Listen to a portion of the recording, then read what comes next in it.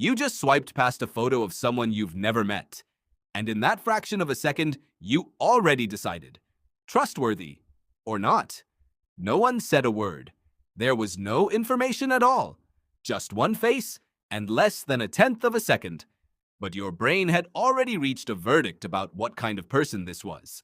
The real answer behind this moment is far stranger than you think. Picture a familiar scene. You walk into a job interview. You meet a date at a coffee shop. You lock eyes with a stranger on the train. In every one of these moments, your brain is working quietly in the background. It's scanning the other person's face. It's measuring something you don't even realize you're measuring. A psychologist named Alexander Todorov at Princeton University wanted to know how long it actually takes the human brain to judge a stranger's trustworthiness. He showed participants a face for just 100 milliseconds, faster than a blink.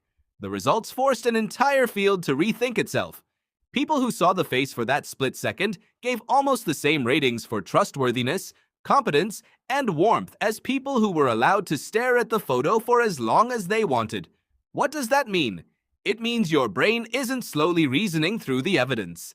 It's reaching a conclusion before your rational mind even has time to switch on.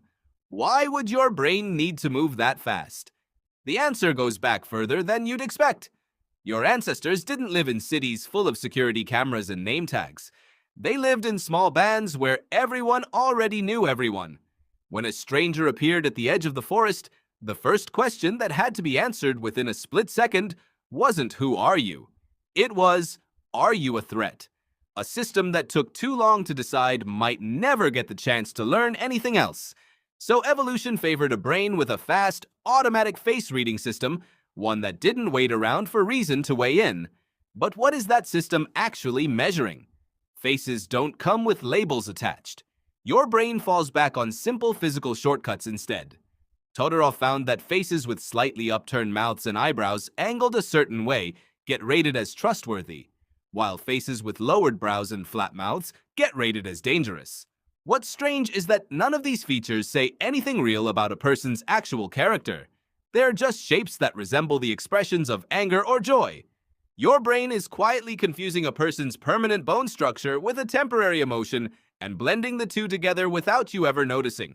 Have you ever wondered why some people just look honest the moment you meet them, even though you've never known them at all?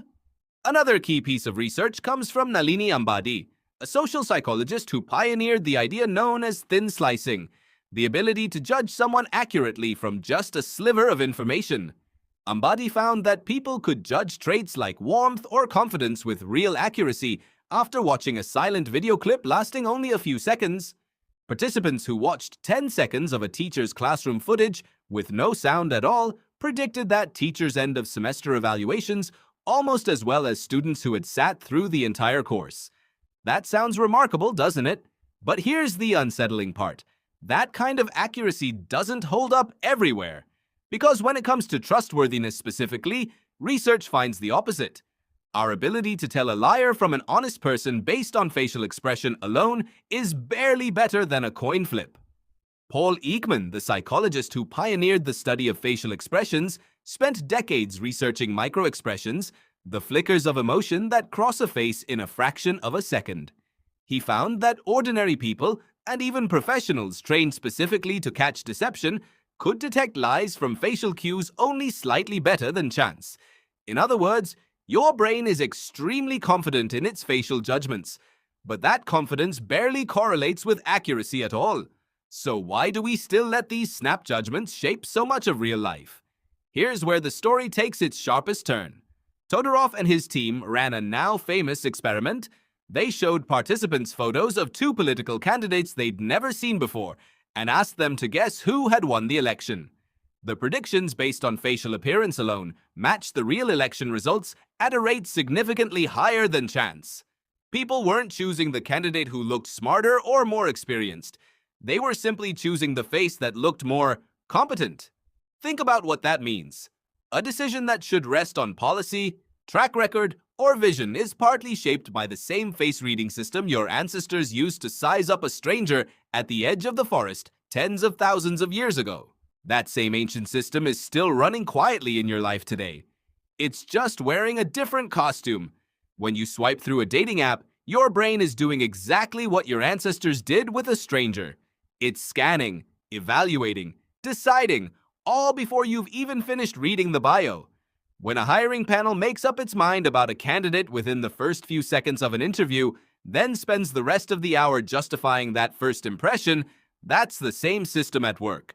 You're not always choosing to trust or distrust someone through pure reason. Often you're responding to the angle of an eyebrow or the curve of a mouth, shapes that happen to resemble expressions your ancestors once learned meant safety or danger.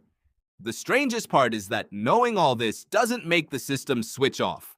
You'll still feel like certain people just look honest, even after learning how unreliable that feeling really is. The one thing that can change is this. The next time you feel instantly certain about a stranger's face, you might pause and ask yourself whether that feeling is really about them, or whether it's just an ancient system in your head, still running the same program it's been running for tens of thousands of years. You just swiped past another photo of someone you've never met. And in that fraction of a second, you decided again. But now you know that the thing making that decision isn't entirely you. It's the oldest part of your brain, still playing the same game it was playing long before there was a word for human at all. Don't forget to like and subscribe for more videos like this. Thank you for